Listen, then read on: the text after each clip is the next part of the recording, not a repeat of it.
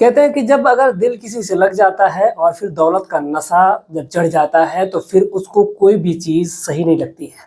चाहे वो इंसान कितना भी बढ़िया हो, लेकिन उसको जब दौलत का नशा जब चढ़ता है तो उसको हथियाने के चक्कर में जब वो पड़ता है तो फिर उसको सारी चीज़ें खराब लगती हैं। वो सोचता है कि चाहे कुछ भी हो जाए, मुझे इस चीज़ ज़मीन को हड़पना ही है, ये पैसा मुझे लेना ही है। उसके लिए चाहे उसको किसी भी हद तक अगर जाना पड़े तो वो चला जाता है, वो पीछे नहीं हटता है, बल्कि वो इस हद तक जाना चाहता है कि जब वो उसका हो जाएगा तो फिर वो उस पर राज करेगा। लेकिन एक औरत इस कदर दौलत के नशे में हावी होती है कि उसने क्या से क्या कर दिया, ये बड़ा अहम सवाल हो जाता है। एक ऐसी लड़की जिसको एक ऐसा नशा, या तो कह ले कि पैसे का नशा या फिर खुद के जिस्म की भूख मिटाने का नशा चढ़ता है, वो बड़ा ही अजीब होता है। लेकिन उसके पीछे की जब कहानी निकल करके सामने आती है, जब लोगों को ये बात पता चलती है, तो लोग दांते तले उंगली दबा लेते हैं। वो लोग सोचने पे मजबूर हो जाते हैं कि आखिर ऐसी क्या आन पड़ी थी कि एक लड़की को इस प्रकार का कदम उठाना पड़ा। जानते हैं पूरी कहानी को कि आखिर क्या हुआ था, क्राइम कथा के एक स्पेशल एपिसोड में। नमस्कार, मैं अविनाश एक बार फिर से आप लोगों के बीच में एक अपडेट के साथ हाजिर हुआ हूँ। एक क्राइम की कथा को लेकर के आप लोगों के सामने हाजिर हुआ हूँ। आप लोगों से गुजारिश है कि आप लोग चैनल पे अगर आप हमारे नए हैं तो चैनल को सब्सक्राइब करके वीडियो को लाइक करें और अपनी राय कमेंट में जरूर दें। और ऐसी ही हम एक स्पेशल कहानियां लेकर के आते रहेंगे। दरअसल ये जो घटना है वो बहुत जमाने की नहीं है, बल्कि इसी बीते 22 से 23 जून की है। आपको इसको ध्यान से सुनना चाहिए। दरअसल एक लड़की जिसका नाम होता है पूजा, दरअसल पूजा जाटव की शादी होती है एक रेलवे में रहने वाले कर्मचारी से। दरअसल रेलवे में रहने वाला कर्मचारी, जब उससे पूजा जाटव की शादी होती है तो बहुत समय तक ये लोग खुश रहते हैं। लेकिन पूजा जाटव ने क्या किया कि एक दिन उसका मर्डर कर दिया, अपने ही पति का। सुनने में बड़ा ही अजीब लग रहा होगा कि उसने अपने ही पति का मर्डर किया, लेकिन क्यों, इसका भी खुलासा भी नहीं हो पाया।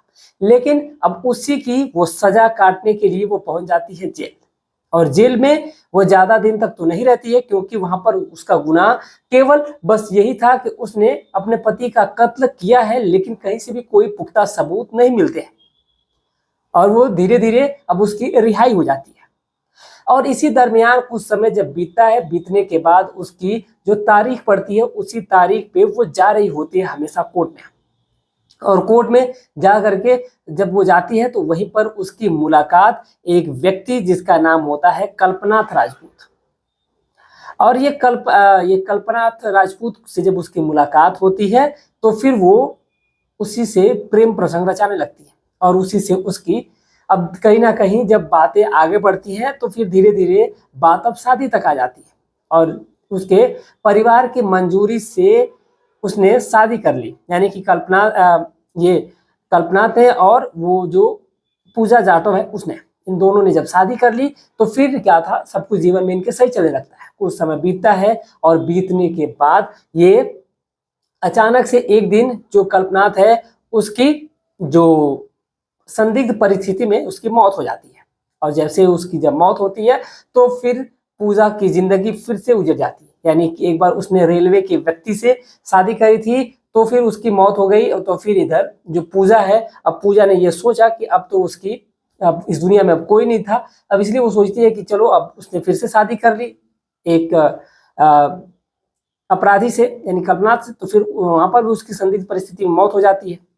अब जैसे उसकी मौत होती है तो फिर जो कल्पनाथ के जो पिता होते हैं, जिसका नाम अजय राजपूत होता है, उन्होंने सोचा कि अब अगर मैं इसको छोड़ देता हूं तो आखिर ये लड़की कहाँ जाएगी। इसलिए उन्होंने ये फैसला लिया कि वो अब उसको अपने ही पास रख लेंगे और वो उन्हीं के पास रहेगी, उन्हीं के परिवार में घुली मिली रहेगी, सब कुछ सही रहेगा। वो उसका खर्च उठा देंगे, सब कुछ सही रहेगा, वो इसी घर में रहती रहेगी।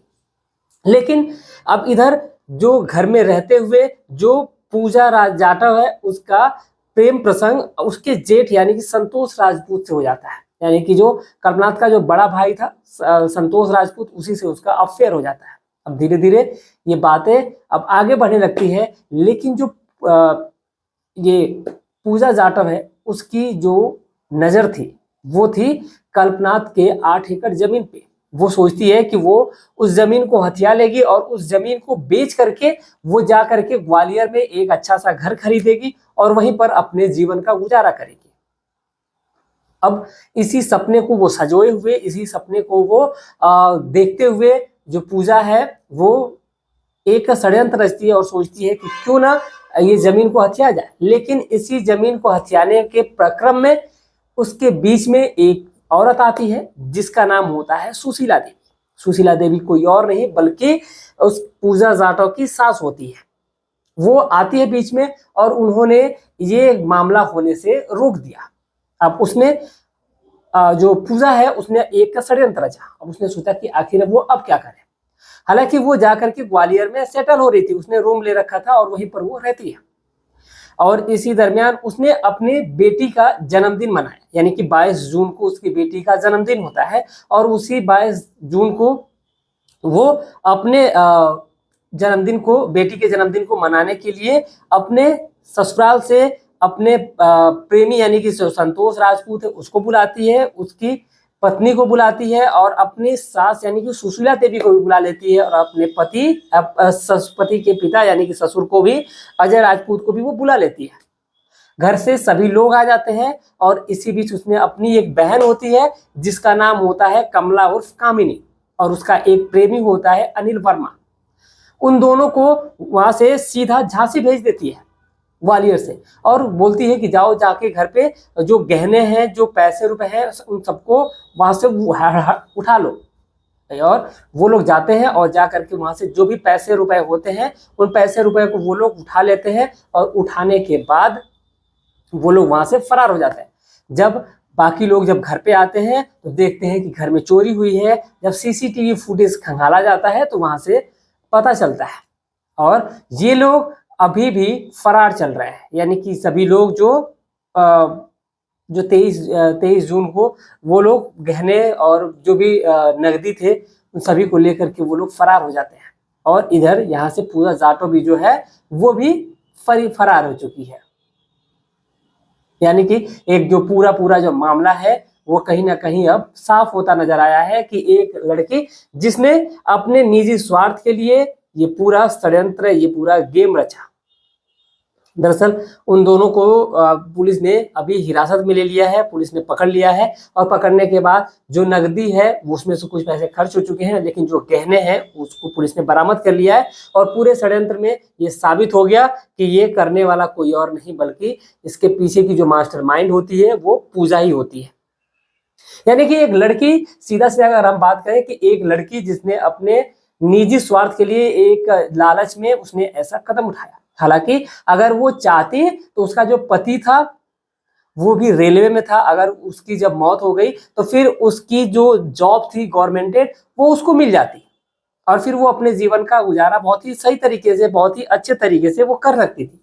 लेकिन पूजा ने गलत कदम उठा लिया और उसने ऐसा काम कर दिया, ऐसा गुनाह कर दिया कि जिसकी सजा बहुत सारे लोगों को भुगतनी पड़ रही है। उसके परिवार को, उसकी बहन को और उसके ससुराल वालों को भी भुगतनी पड़ रही है। हालांकि ऐसा नहीं होना चाहिए, लेकिन आखिर होनी को कौन डाल सकता। और एक लड़की जिसके जहन में 8 एकड़ जमीन का भूत सवार था कि वो लोग अगर उसको हड़प लेते हैं तो फिर वो अगर उसको बेचेगी तो फिर वो जाकर के ग्वालियर में अच्छी खासी अपनी लाइफ को सेटल कर सकती, स्टैब्लिश कर सकती है। तो ये थी आज की पूरी कहानी, एक स्पेशल एपिसोड था। और आप लोग इस पे क्या कहेंगे, क्या ये सही है, क्या ये गलत है, आप लोग अपनी राय कमेंट में जरूर दीजिएगा। मिलते हैं एक और खास एपिसोड के साथ, तब तक के लिए जय हिंद, जय भारत।